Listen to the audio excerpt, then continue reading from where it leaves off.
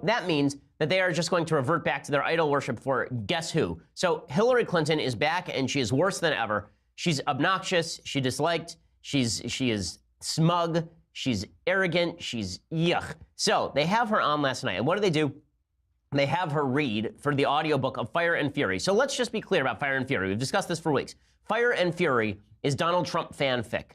Okay, Donald, it is the twilight of leftist orgasmic dreams. It's Donald Trump wandering around the West Wing like a crazy buffoon, eating chicken wings and making his own bed. Right? It's Donald Trump supposedly having an affair with Nikki Haley, which we'll get to in 1 second. And Hillary Clinton is reading from this fictionalized book. And then we're supposed to believe her when she says things like fake news. We're supposed to believe these people are the real keepers of the truth.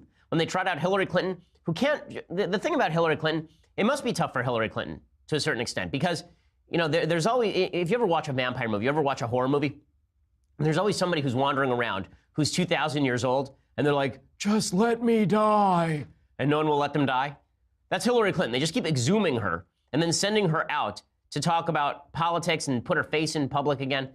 And maybe she runs again in 2020 just as a revenge play. But if she does, Trump swamps her, because the fact is she is a deeply unpopular politician. She's more unpopular every single day, which is almost impossible. But somehow she has achieved this magnificent feat.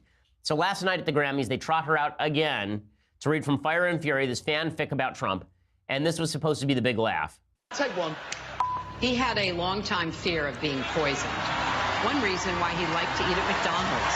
Nobody knew he was coming, and the food was safely pre-made. That's it. We've got it. That's the one. You think so? Oh, yeah. The Grammys in the bag? In the bag. Because Hillary's reading, you get it, from a book that's anti-Trump. I hope that Trump spends the entire State of the Union address tomorrow reading Juanita Broaddrick's autobiography. The entire time. You know, just alternate that with excerpts from Clinton Cash. This is so irritating, and having it shoved in your face, and look at the cutesy of James Corden. Look how cutesy this whole thing is. It's so cutesy. It's so cutesy because Hillary, she's just like your grandmother from a horror movie who lives in the closet and has been dead for 20 years. Like, they just keep bringing her out. Let's point something out here, by the way. They bring out Hillary Clinton to talk Fire and Fury because she's a feminist icon, right? Hillary Clinton's such a feminist icon. Over the weekend, this news broke, okay, by Maggie Haberman and Amy Chozick.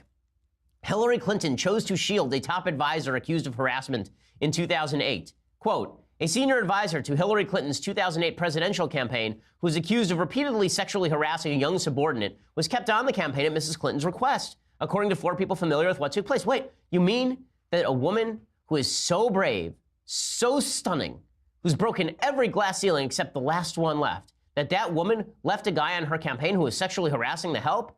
She would never do anything like that. She would never stay married to such a person. She would never defend such a person and threaten his accuser. She would never do something like that. She is a feminist icon. And then you wonder why we don't take the Democrats seriously. You wonder why we don't take the Grammys seriously. You wonder why we don't take their politics seriously, reading from this Fire and Fury nonsense. And Mrs. Clinton's campaign manager at the time recommended she fire the advisor, Burns Strider, which is a hell of a name. Mrs. Clinton did not. Instead, Mr. Strider was docked several weeks of pay in order to undergo counseling, and the young woman was moved to a new job. Just like a man to do this. Just like a man. Except she's a woman. Mr. Strider, who's Mrs. Clinton's faith advisor. Ah, so great. So her faith advisor was sexually harassing the help. She kept him on so he could advise her about faith. Yes, I wonder why the American public did not take Hillary Clinton more seriously. And I wonder why the Hillary Clinton feminist icon shtick just didn't work. I can't imagine why.